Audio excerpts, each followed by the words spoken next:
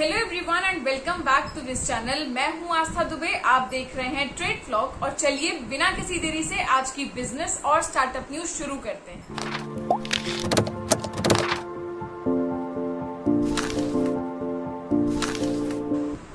Finance minister Nirmala Sitharaman ने संसद में कहा है कि इंडिया के पास इनफ सफिशिएंट फॉरेक्स रिजर्व्स हैं और इंडिया की जो इकोनॉमिक फंडामेंटल्स हैं वो भी बहुत स्ट्रांग है इस समय। इसी के साथ साथ उन्होंने ये भी कहा कि सरकार ने इम्पोर्ट्स के ऊपर जो प्राइस कॉस्टिंग ज्यादा लगती थी वो भी कम की है और इसी के साथ साथ एडिबल ऑयल्स पर टैक्सेस भी कम किए हैं।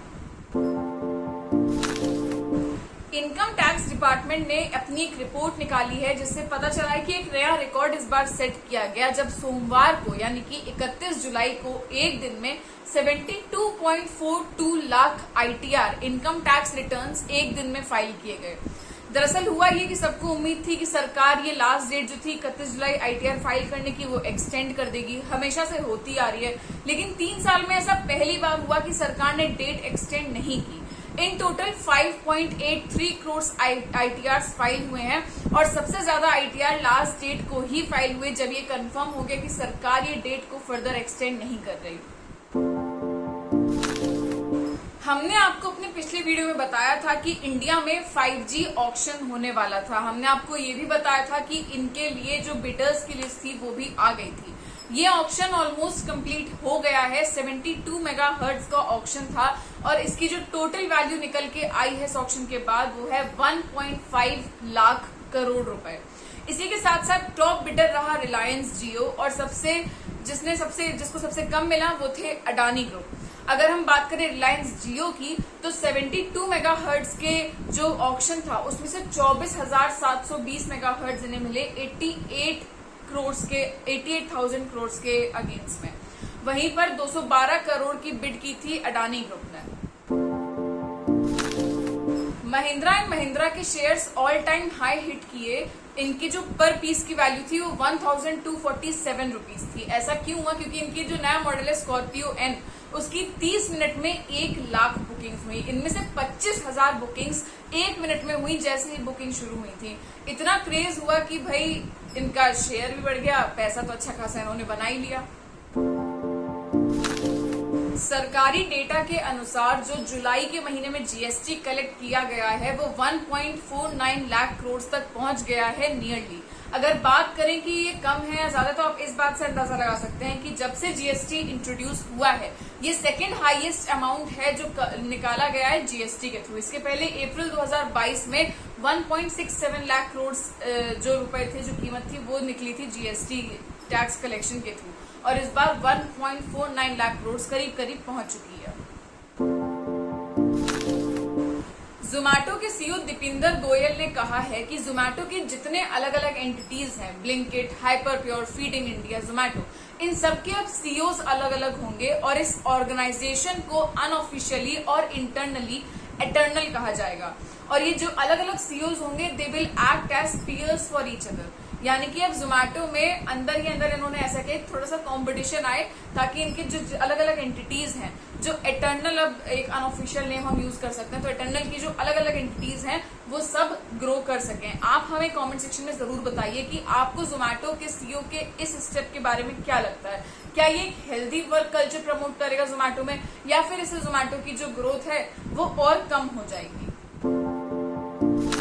गूगल में एक एम्प्लॉइज मीट हुई जिसमें सुंदर पिचाई से पूछा गया कि क्या गूगल अपने स्टाफ को ले ऑफ करने वाला है, यानी कि क्या गूगल अपने कुछ स्टाफ को फायर करने वाला है।